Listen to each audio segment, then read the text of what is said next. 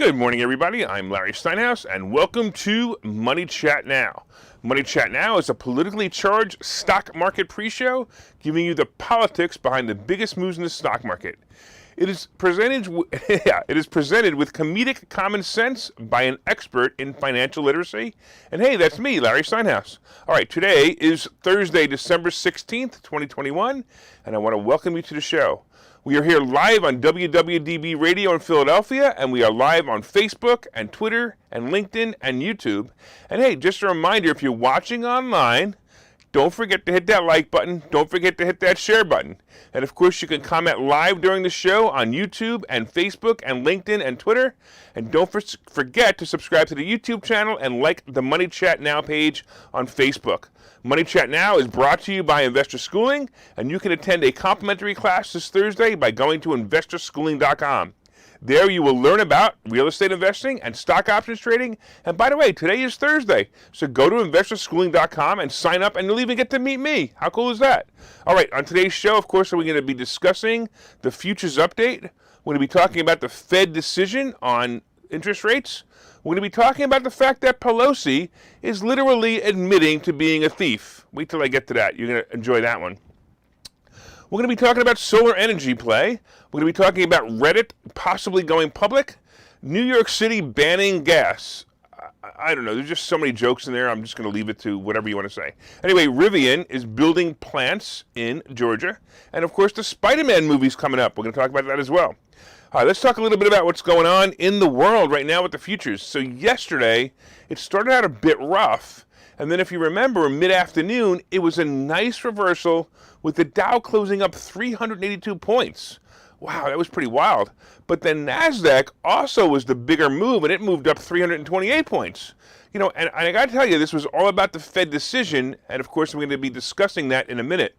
The futures right now, the Dow is up 221 points. The S&P is up 32 points, and the NASDAQ is up 111 points. So it's going to be a good day, or at least it should be a good day.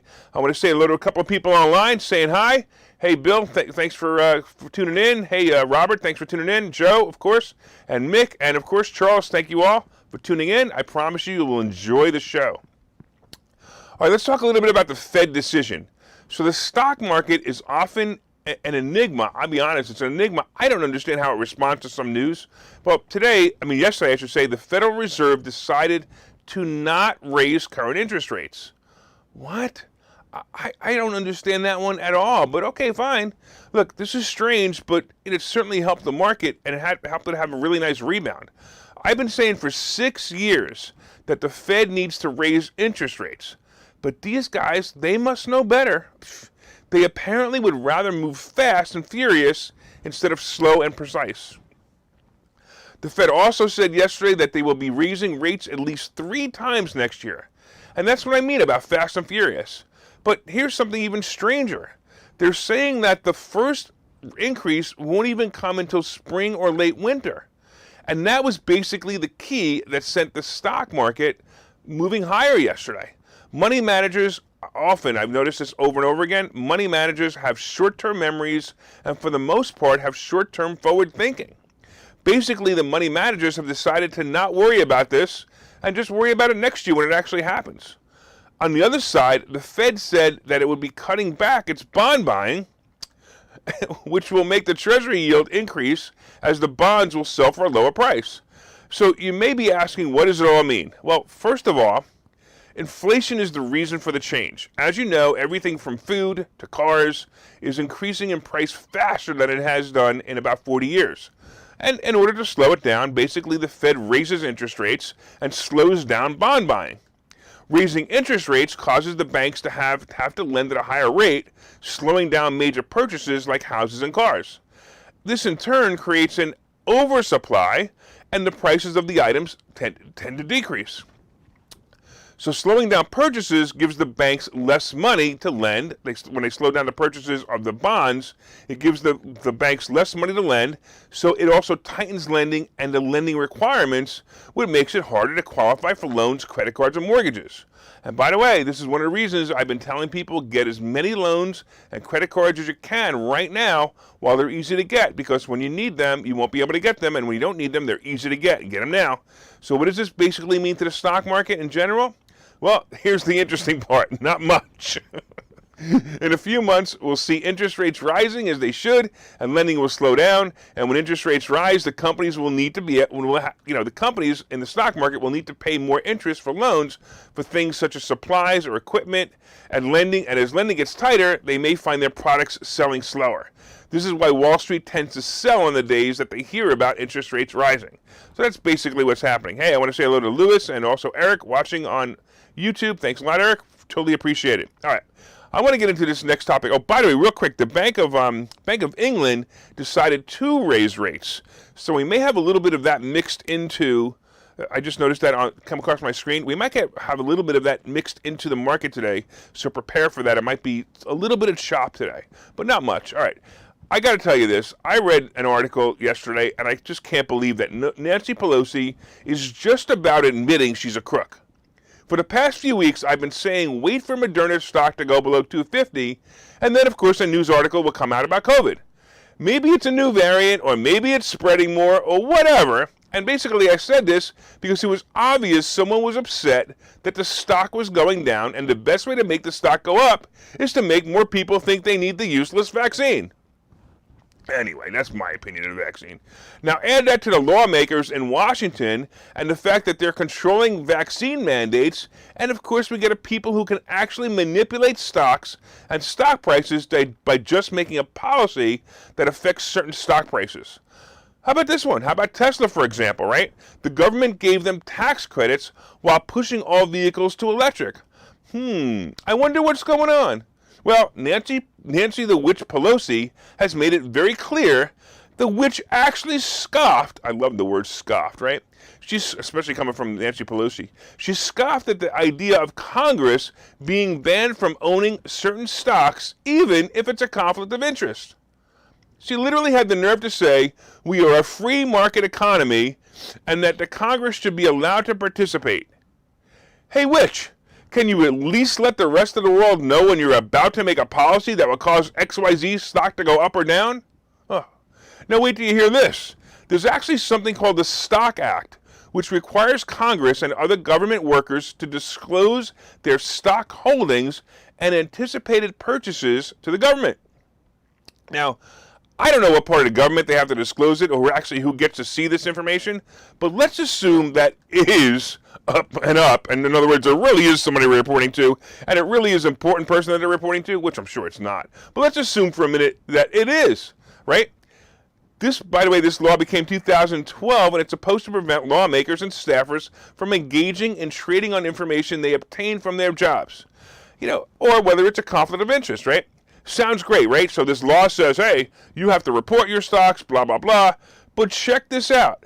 You ready for this? The punishment for failing to report if you actually get caught, or if anyone actually decides to press charges on the violation of the act. So in other words, if anyone actually listens and says, hey, you own Moderna stock, you shouldn't be saying that everyone should be vaccinated.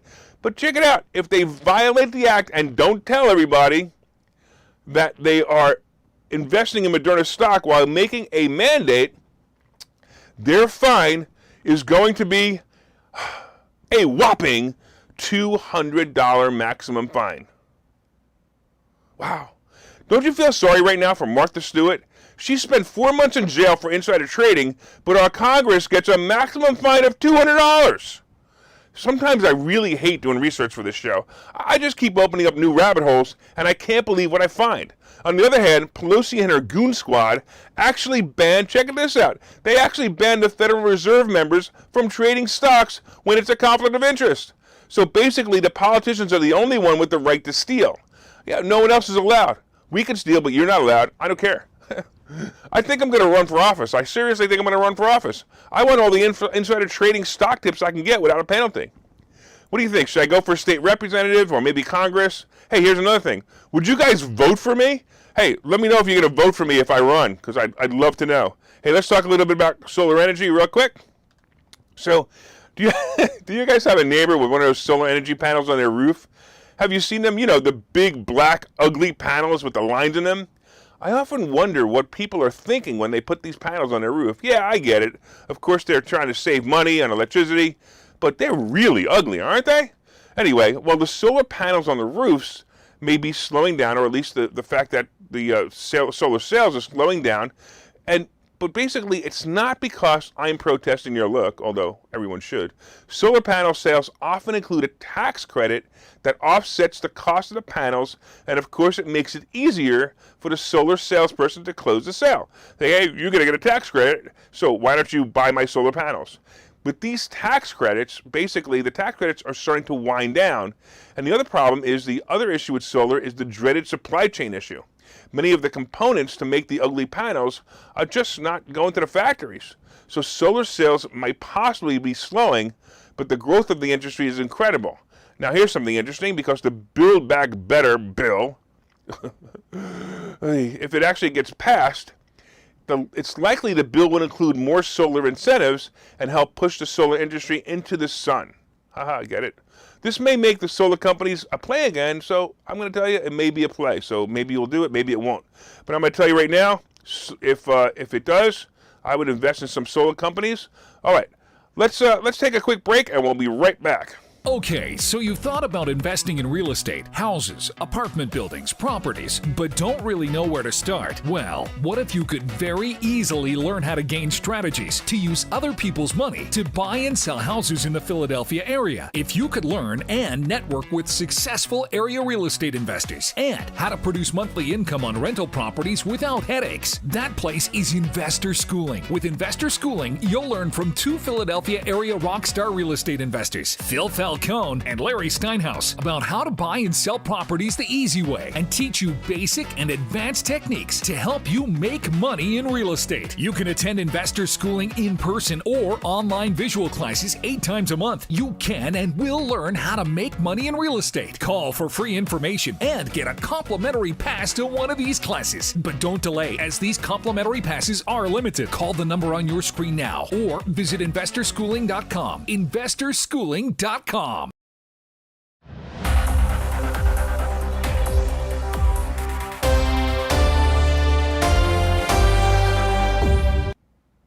I'm Larry Steinhouse, and welcome back to Money Chat Now. Hey, I want to real quick get into this topic, and then I'll do a recap.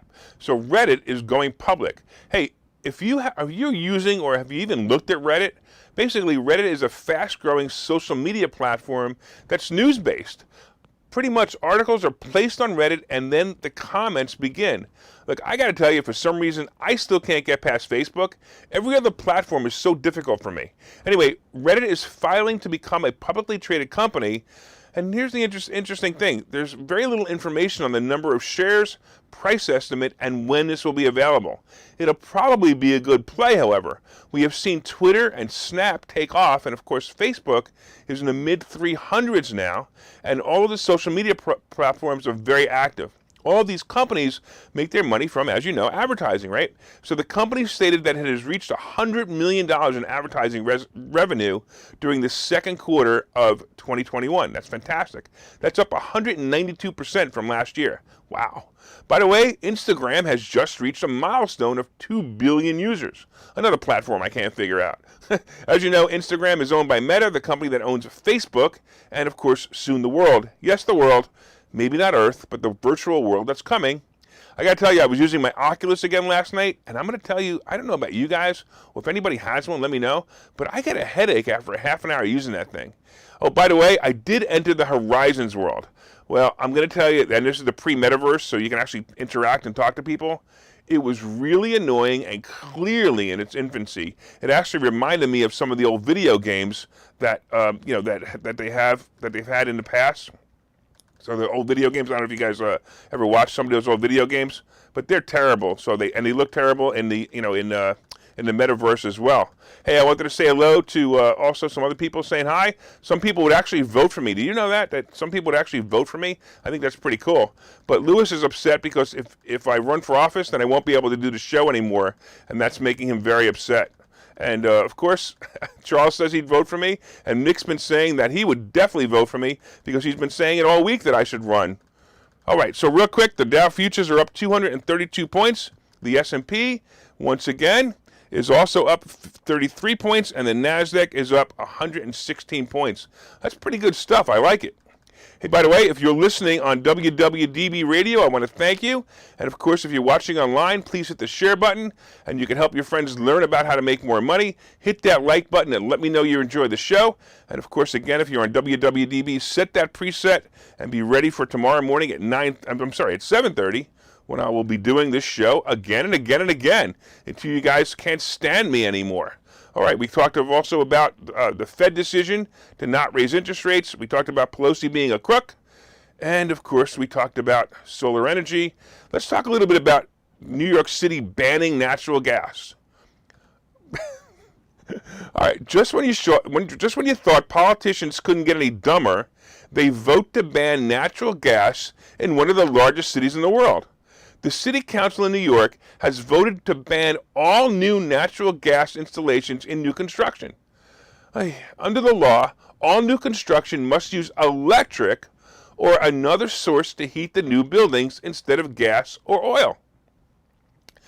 Basically, look, I understand what they're trying to do with this. It's an effort to reduce natural gas emissions and prevent the greenhouse effect. And prevent the only scam bigger than COVID, and of course that's the global warming scam.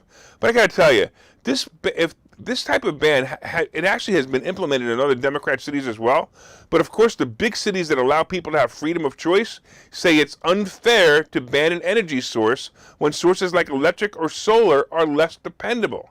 Can you imagine being in a loft in New York City during a blackout and freezing to death because of no heat? Wow. By the way, what do you think this is going to do to the price of electricity in the winter? Duh. You know, the electric is going to go up. It's going to be so expensive, right? All right. Anyway, this is an interesting part of the article I read while researching this. You have to realize this is so funny. Con Edison, I don't know if you guys know who Con Edison is, but it's the city's major utility company that provides electricity to the residents. Guess what? It's a proponent of the bill. We're standing up and we're saying we're Con Edison and we want to have electricity running the city. Well, duh. Anyway, I'm a proponent of you guys watching my show and coming to Investor Schooling. So come down and visit tonight, all right? Will you? Come down and visit me tonight because, I'm a proponent of you guys visiting me. Let's talk about Rivian plants. So Rivian, the joint venture between Ford and Amazon, will be announcing possibly today that they'll be building a plant east of Atlanta, Georgia. This came with the decision to give tax credits and possibly a tax abatement to the company. Do you remember when Amazon wanted to open a location in New York City and the dum-dum AOC said no because she didn't want to give any tax advantages to Amazon? In the end, Amazon moved to another city and gave those people the jobs instead. Well, apparently the people in Georgia aren't dumb like AOC, and they gave tax credits and possibly a tax abatement to Rivian. Rivian is planning to hire, guess what, 7,500 workers and projects that could take that up to 10,000 employees soon. Maybe jobs are easy to find now, but in a few years, the people in Georgia are going to be very happy that this factory is open. In fact, I would bet that this area is going to be built up with new housing starts and shopping centers. But hey, what do I know? I'm just a bright entrepreneur. It's going to be great for Georgia. Hey, you guys are fans of Spider-Man? Look, Hollywood is basically starting to make and release new movies now that the actors no longer fear death. Well, that's unless, of course, you're in a movie with Alec Baldwin, but that's another story.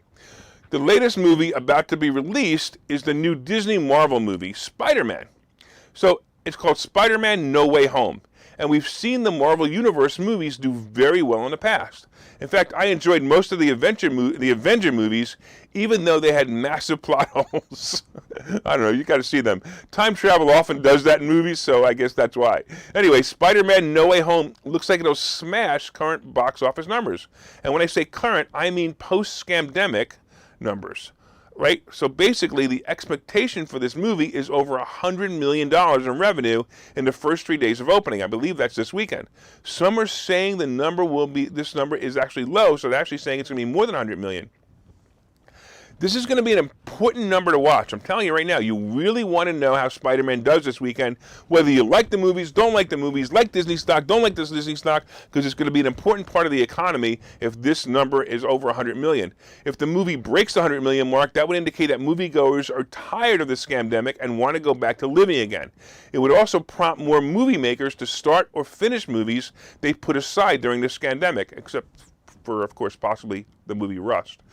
Best of all, if it does break the 100 million mark, Disney stock should jump as the milestone is reached. So if you're into Disney, this will be a big help for you in Disney stock. All right, let's take another quick break, and we're going to come back and talk to you a little more about what's going on in the stock market today. Okay, so you've thought about investing in real estate, houses, apartment buildings, properties, but don't really know where to start? Well, what if you could very easily learn how to gain strategies to use other people's money to buy and sell houses in the Philadelphia area? If you could learn and network with successful area real estate investors and how to produce monthly income on rental properties without headaches, that place is Investor Schooling. With Investor Schooling, you'll learn from two Philadelphia area rockstar real estate investors, Phil Falcone and Larry Steinhouse, about how to buy and sell properties the easy way and teach you basic and advanced techniques to help you make money in real estate. You can attend Investor Schooling in person or online visual classes 8 times a month. You can and will learn how to make money in real estate. Call for free information and get a complimentary pass to one of these classes. But don't delay, as these complimentary passes are limited. Call the number on your screen now or visit investorschooling.com. investorschooling.com.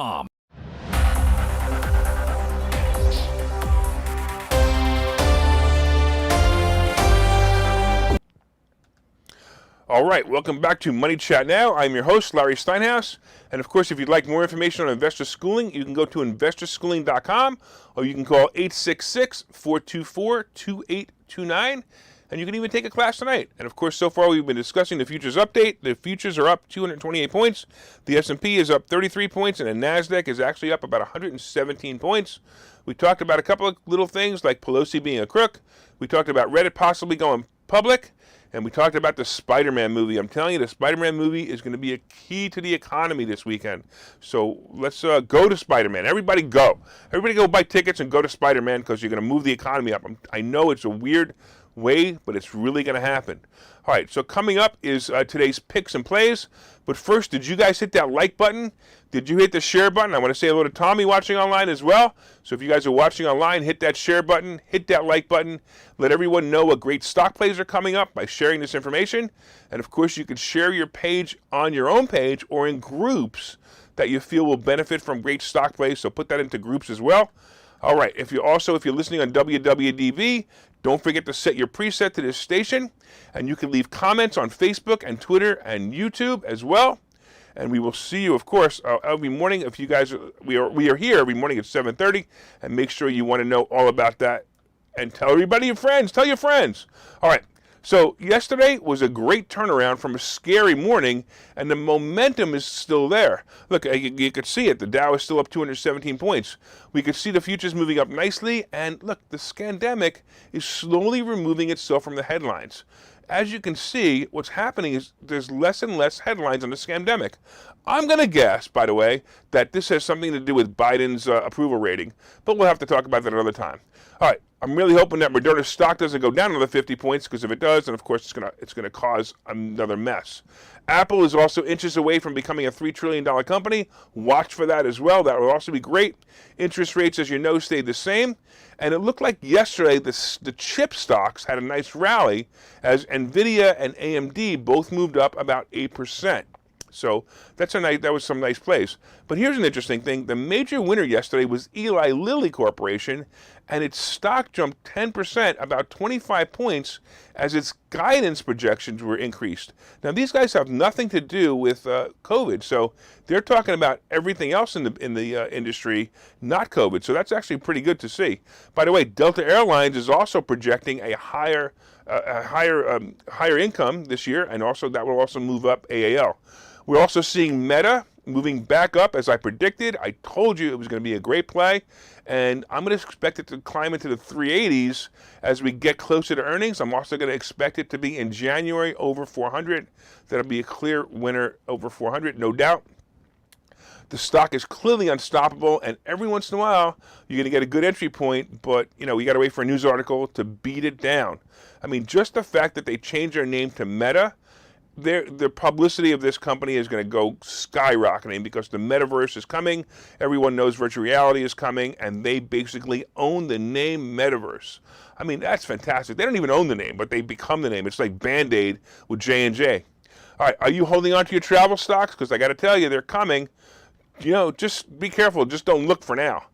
Just kind of hold on to them. As you know, I'm still in Boeing Airlines. I'm still in American Airlines. I'm still in Carnival Cruise Lines. But I want to check out Boeing real quick because I want to see what Boeing is doing right now. Boeing is actually still hovering below, it's still below 200. And I'd really like to see it hit 218 would be my out price at this point, where I thought it would have been a really good price. It would have been a really good play to go to 2.25, but I don't think that's going to happen. All right. Also, AAL, I'm going to look for AAL to go into the 20s and CCL also to go into the low 20s as well. Hey, for you guys who don't know, I have a book coming out. It's called Money Hacks, and it's with the subtitle, Because Everything You Think You Know About Money Is Wrong. And I'm going to tell you, this is a good book. It's got some really good stuff in there. I talk a lot about the stuff that we talk about at Investor Schooling, and you could pre-order it at barnesandnoble.com, and you can get your copy probably in June. But you can definitely pre-order it. It's a great book. I'm telling you right now, you're going to really enjoy it. All right, on the crypto scene, you ready? There's nothing to see here, that's for sure. Nothing going on in crypto at all right now. And here's the interesting part too, even though gold is up a little bit today, there's not much going on there either. So, oh well, what are you going to do? And, so it is what it is. So the Treasury Bond, look, the Treasury Bond should definitely be increasing soon. But I'm going to tell you right now that right now it's not increasing because what's happening, of course, is we have the whole fact that the Fed didn't raise interest rates and they're not going to slow their tapering down until next year. So the Treasury Bond is sitting at a good spot, which means tech stocks aren't going to be beat up. And remember when the Treasury Bond goes up, tech stocks go down. Hey, I want to thank all you listeners on WWDB Radio. We look forward to your continued support. My name is Larry Steinhouse, and you are watching Money Chat Now. And of course, if you're watching online, if you're live on Facebook or LinkedIn or Twitter or YouTube, I want to thank you for your continued support as well. And don't forget to subscribe to the YouTube channel and like the Money Chat Now page on Facebook. As you know, from time to time, I own some of the assets and options discussed in the show. And have a profitable day, guys.